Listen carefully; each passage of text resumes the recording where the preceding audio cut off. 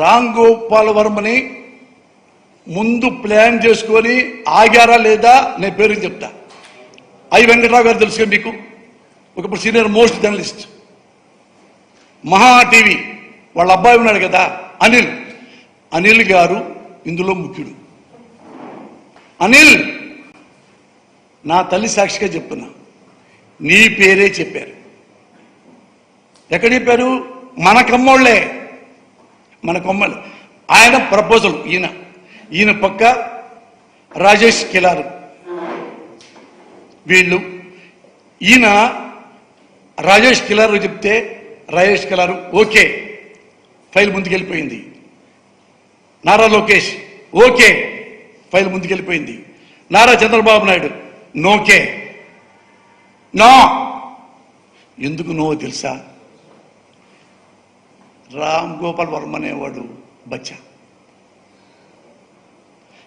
పిచ్చోడు వాడు, వాడు చంపితే ఎందుకు వేస్ట్ భలే అని తప్పితే రామ్ గోపాల్ వర్మని నాలాంటి బచ్చాగాడిని చంపటం అనేది వాళ్ళకి డడ్డీజీ అన్న.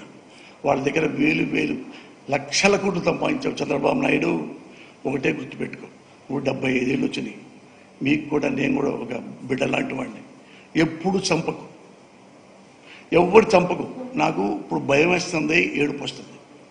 ఎనీ టైం నేను చంపచ్చు. ఆయన వెంట్రుక ముక్క, 60 ఏళ్ళు బతికా.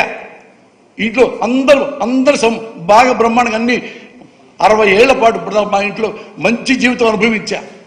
కానీ మీకు ఎందుకు చెప్తున్నానంటే, మీరు చదువుకున్నవారు, చంద్రబాబు నాయుడు గారు మీరు చదువుకున్నవారు, ఇలాంటి చెయ్యకండి. మీరు ఓడిపోయారనుకోండి, మళ్ళీ ఆలోచించుకోండి ఏం తప్పు జరిగింది. మీరు కావాలంటే ఒక్కొక్క ఓటుకి ₹1,00,000 ఇచ్చి గెలవండి తప్ప the great honest Jaganmohan Reddy గారిని మాత్రం చంపకండి. నేను తల్లి సాక్షిగా చెప్తున్నా, నన్ను చంపినా నేను బాధపడ్డాం. చావుబతుకుల్లో ఉన్నానుకో, మీ మీద కూడా నేను మళ్ళీ ఇదిగో కనకదుర్గమ్మ సాక్షిగా చెప్తున్నా, చావుబతుకుల్లో ఉంటే ఎవరైనా చంపిందంటే మీ అబ్బాయి పేరు చెప్పను, మీ పేరు చెప్పను, నేను నిజంగా చెప్పను. కానీ జగన్మోహన్ రెడ్డి గారిని మాత్రం చంపకండి. ఇవన్నీ మీరు చంపారంటే 5 కోట్ల మంది చచ్చిపోయినట్టే. వాళ్ళ జీవితాలు, వాళ్ళ భవిష్యత్తు నాశనం అయిపోతాయి. మీకు కావాలంటే ఎట్టగట్ట ఓడించుకోండి, ఎట్టగొట్ట చంపకుండా. అదొకటి.